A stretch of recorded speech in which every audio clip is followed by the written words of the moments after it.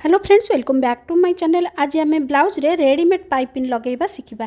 Piping लगेले blouse रो देखो फिनिशिंगटा बहुत भल आसो आ सहित आमर कम टाइम रे भी लगी देखो आर फिनिशिंगटा केते भल देखा जाउची।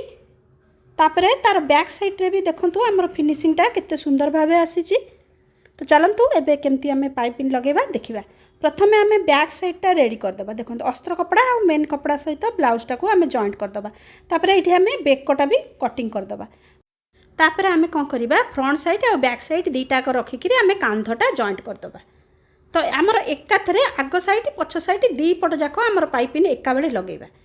तो ये देखो मुझे हाफ इंच मार्जिन देकरी चिन्ह देदेली यही सीधारे कांध जॉइंट करवा। कांध जॉइंट कलापर जो एक्सट्रा कपड़ा टिके है आम कटिंग करदे। एबे देखो यहाँ हूँ रेडीमेड पाइपिंग। तो ये रेडीमेड पाइपिंग की देखो आमर ब्लाउजर सीधा पटरे आउ पाइप सीधा पट ने आउ पाइपिंगटार उल्टा पट ने।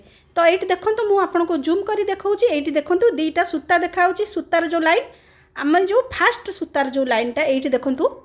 तो ये सूतार पूरा एकदम धारे धारे कि आपड़ सिलेटा करेंगे जिते चेष्टा करेंगे जो सूतार पाइपिंग सूताटा जोटा भितर अच्छी तारी पाखे पाखे सिलेटा ने। तो ये देखो आम हाफ इंच भितर को एमती फोल्ड करदे से आमर फिनिशिंग पे आमर से फोल्ड हो गला।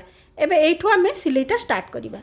तो एठू देखो आपण सिलेटा स्टार्ट करेंगे आउ पाइपिंगटा लगेला बेले एकदम धीरे धीरे कि ने जमा पाइपिंग सूता को टाणिबा दरकार नहीं। ये बेक पाख जदि कांध जो जॉइंट होती जब टाणिबे टाणिबे ना बिल्कुल आमर टाणिबा दरकार नहीं। आउ एकदम धीरे धीरे कि लगेबे जल्दी जल्दी हेबेनी नले आमर पाइपिंगटा गोटे साइज रे लागी परिबनी। तो यही भाव आम कौन करवा पूरा बेकटा पूरा फास्ट रू लास्ट जाए सिलाई करदे। तापर हाफ इंच ये एक्सट्रा नहीं कि रखीदे। एबे देखो आमर जो सूता चिन्हटा मुझे देखा आपन को देखा देखो जूम करी। तो ये देखो आमर यही भाव सिलाई हो गला।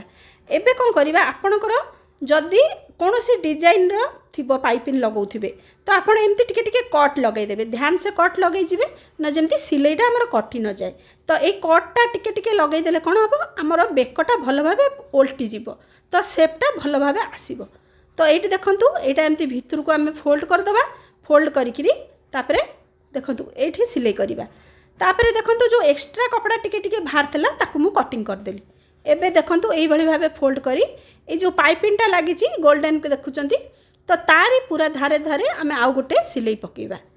तो ये देखो आपणकर ब्लाउजर मैचिंग हिसाब से कौन भी कलर तो रेडीमेड पाइपिंग मिलूँ आप आनिक लगे पारे। तो ये आपणकर बहुत समय भी बचब। तो ये भाव देखो गोटे पाइपिंग केमिति मु लगाऊँ। यही सिलाईटा पर आम एबे कौन करवा आउ गोटे सिलाई आमर पकेबा पाइपिंगटा केमती उठिकी न रही। ये जो सेकेंड सूताटा देखिले लाइनटा ता ऊपर ऊपर आउ गोटे सिलाई आमर बैक साइड रे ब्लाउजर पछपटे ये सिलाईटा लगेबे। देखो आमर पाइपिंगटा केते सुंदर भाव लगी जाउची आ केते कम समय रे भी लगी जाउची। देखो तार पूरा लुकटा आपण देखो।